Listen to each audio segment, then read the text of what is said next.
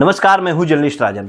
दोस्तों, कल अनुराग के केस में एक बार फिर से सुनवाई होने वाली है। लालता के उस मकान को गिराने का, लालता के उस साम्राज्य को ढहाने का जो मामला चल रहा है तहसीलदार के न्यायालय में, और जिसपे तहसीलदार साहब लगातार तारीख पे तारीख दे रहे थे।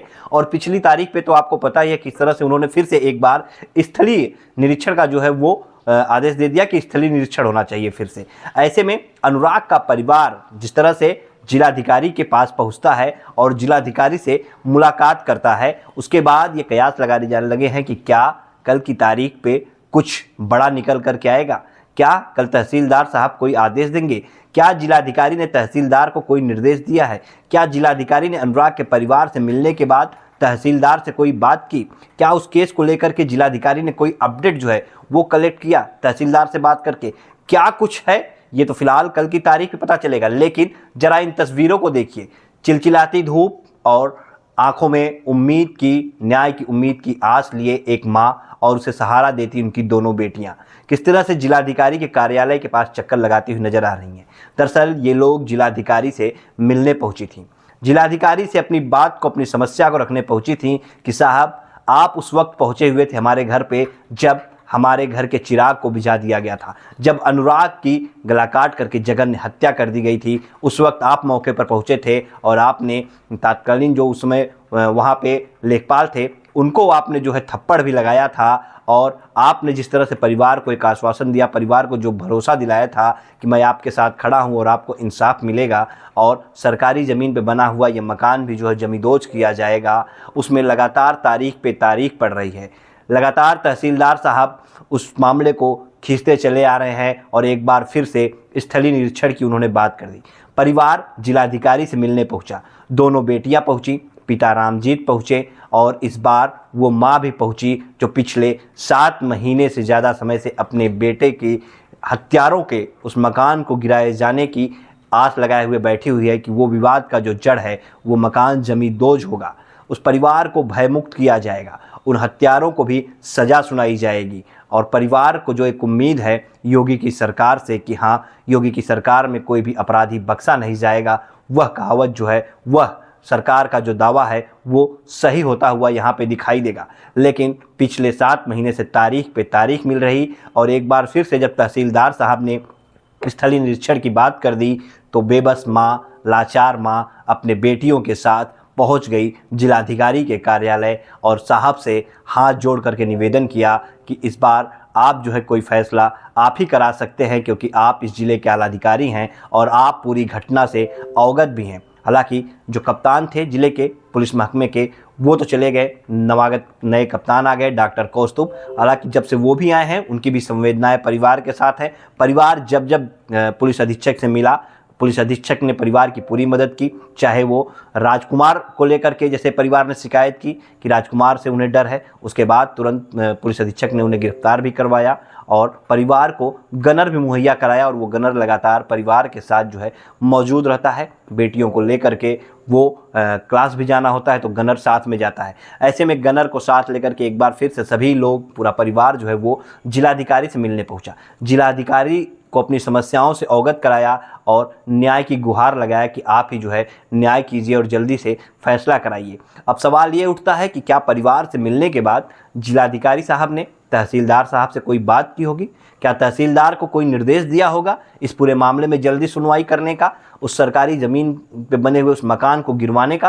क्योंकि तहसीलदार की टीम ही जो है वहाँ पे गई थी राजस्व विभाग की और निरीक्षण के बाद वहाँ पे जो है वो नोटिस चस्पा की गई थी और पूरा मामला तब से लगातार तहसीलदार की कोर्ट में चलता आया। तो जिस तरह से जिलाधिकारी लगातार प्रदेश सरकार की मंशा के अनुरूप काम कर रहे हैं, प्रदेश सरकार के जो धरातल पे जो सुविधाएं प्रदेश सरकार मुहैया कराना चाहती है उसे लोगों तक पहुंचाने का काम कर रहे हैं, तो क्या प्रदेश सरकार के इस वादे को, इस दावे को भी वो पूरा कराएंगे कि हाँ, कोई भी अपराधी जो है वो बख्शा नहीं जाएगा? अपराधी ने जो अपराध करके जो मकान निर्माण किया है, जो सरकारी ज़मीन पे किसी ने मकान बनाया है, उसको जमींदोज कराया जाएगा, सरकारी ज़मीन को खाली कराया जाएगा। तो क्या जिलाधिकारी महोदय इस तारीख पर कुछ अलग करवाएंगे या फिर एक बार फिर से कल तारीख पड़ेगी। फिलहाल ये तो कल की तारीख पे डिपेंड करता है कि कल तहसीलदार साहब क्या करते हैं। अगर वो कुछ सुनवाई करते हैं तो निश्चित तौर पे ये साफ हो जाएगा कि हाँ, जिलाधिकारी ने इस परिवार से मिलने के बाद इस परिवार के दर्द को समझते हुए तहसीलदार को कोई निर्देश दिया है। उसके बाद तहसीलदार साहब इस पूरे मामले में कुछ आगे कर रहे हैं और अगर तहसीलदार साहब फिर से एक तारीख देते हैं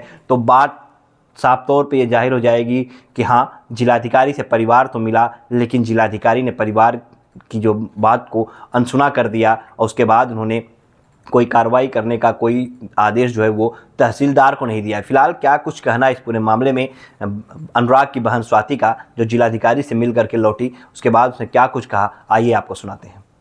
हाँ, हमने डीएम सर से मिला और उन्होंने हमसे बात की और बोले कि मतलब मैं जल्द से जल्द कार्रवाई करवाता हूँ और इस मामले में जल्दी ही सुनवाई होगी।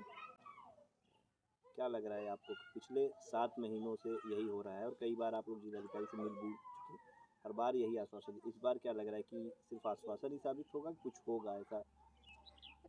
उम्मीद की बात तो नहीं कर सकते, शायद उन्होंने बोला है तो शायद हो सकता है कि कोई कार्रवाई हो या फिर हमारा मैटर थोड़ा आगे तक बढ़े जिससे हमें लगे कि हाँ, हमारे मैटर में कुछ फैसला होगा या सुनवाई हो सकती है। तहसीलदार वगैरह से मुलाकात हुई थी कि नहीं? नहीं, पता चला कि उनके घर पे कोई एक्सपायर कर गया है। पिछली तारीख पे जो है स्थलीय निरीक्षण का वो दिया गया है आदेश, तो आप लोगों ने कुछ इसकी चर्चा की डीएम साहब से कि आपकी राजस्व की टीम जो है निरीक्षण की थी और उसके बाद फिर स्थलीय निरीक्षण कराना, ये कहाँ तक सही है? कुछ इस पे कुछ बातचीत हुई कुछ? हाँ, पापा बोले थे तो उन्होंने बोला है कि हाँ ठीक है, स्थलीय निरीक्षण करवाने के लिए अभी एक बार मतलब नोटिस चस्पा की गई है। तो ऐसा तो नहीं है कि आनन-फानन में नोटिस चस्पा कर दिए, बिना किसी चीज़ की जानकारी लिए बगैर ऐसे कोई नोटिस चस्पा नहीं कर सकता है। तो उन्होंने यही कहा कि मैं तहसीलदार से बात करूँगा और जल्द ही सुनवाई होगी। कौन-कौन गया था आपके साथ आप लोग? मैं और आराधना, मम्मी, पापा हम 4 गए थे। चाची भी गई थी हाँ। और तबीयत भी उनकी खराब रहती है? हाँ, हाँ, मम्मी का बार-बार बीपी लो हो जा रहा था, इसलिए हम लोग डीएम सर से मिले और फिर वहाँ से कुछ टाइम बाद हम लोग चले आए घर पे क्योंकि मम्मी की तबीयत ठीक नहीं थी। डीएम पहचाने आप लोगों को? 7 महीने बाद आप लोग पहुंची थी, पहचाना? उनको लगा आपको देख के क्या उनके जहन में ये पूरा मामला है, केस है? जी, बिल्कुल मतलब हम उनसे मिले और उनसे प्रणाम किए हम लोग, तो वो तुरंत हमें पहचान गए और बोले कि मतलब आप बताइए आपका क्या मैटर है, फिर आगे कोई सुनवाई।